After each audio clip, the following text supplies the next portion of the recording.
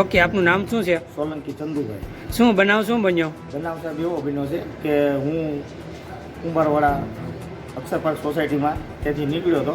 ત્યાં બુટલેગરોના દારૂના અડ્ડાઓ છે અને દારૂઓ પાડે છે. ત્યાંથી હું નીકળ્યો તો મારા હાથમાં ફોન હતો, તો પહેલાં મારો ફોન ઉપાડીને મારો ફોન તોડી કાઢ્યો. પછી મને માર્યો અને એનું નામ છે એક રામદાસ મનસુખભાઈ હોણકી, રાજેશભાઈ મનસુખભાઈ હોણકી, પછી રવિભાઈ ભરતભાઈ હોણંદિયા, પછી અનિલભાઈ ભરતભાઈ હોળંદિયા અને ભરતભાઈ માધુભાઈ હોળંદિયા.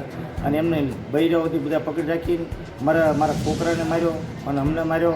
કારણ કે સાહેબ એવું છે કે આ અમારી જૂની અદાવત છે.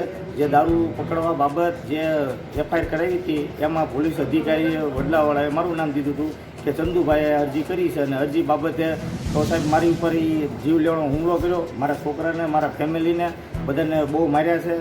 અને અત્યારે સર્ટી હોસ્પિટલમાં મને સરિયાએ મારી છે. એમાં મારા ઘણા ટાંકા આવ્યા છે. અને હું સરકારશ્રીને અને પોલીસ અધિકારીઓને એવું કહેવા માગું છે કે આ લોકોનું રિકન્સ્ટ્રક્શન કરવામાં આવે અને જે આ શખ્સો રહ્યા જે ગુંડાગર્દી કરે છે, દારૂ વેચીને બે ફાર્મ અત્યારે બન્યા છે અને દારૂના અડ્ડા ચલાવે છે, વેચે છે અને પાડે છે. તો મારે અધિકારીઓને એવું કહેવાનું છે આ લોકોનું રિકન્સ્ટ્રક્શન કરવામાં આવે અને આમને કાયદાનો પાઠ ભણાવવામાં આવે. કેટલા વ્યક્તિ હતા મારવામાં? એમાં 8 જણા છે, એના નામ મને આવડે છે. અને બીજા વ્યક્તિ અજાણા શખ્સો હતા, મોઢે રૂમાલ બાંધ્યા હતા અને મને મારવામાં આવ્યો છે. શું હથિયાર શું હતા એમની સાથે? તલવારો, સરીઓ, પાઇપો અને ધોકા એવા તીત્રણો હથિયારો લઈને અમારી ઉપર જીવ લેવાનો હુમલો કરવામાં આવ્યો છે.